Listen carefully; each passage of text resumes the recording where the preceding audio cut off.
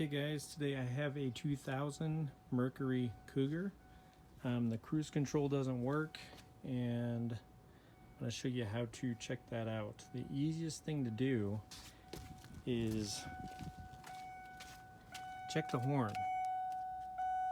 If the horn doesn't honk, then it's most likely a fuse issue.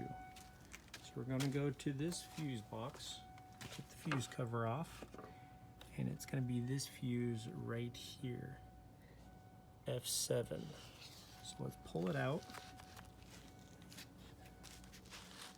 and yes, that is a bad fuse. So let's put a new fuse in, just a 20 amp fuse,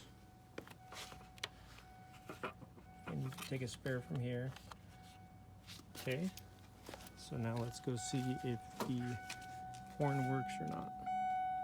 So it does work. So that horn, it also, that fuse covers the horn, the cruise control, these issues. So if that's the case, then that's how you fix it. Some other things to check. This is this piece down here could be bad.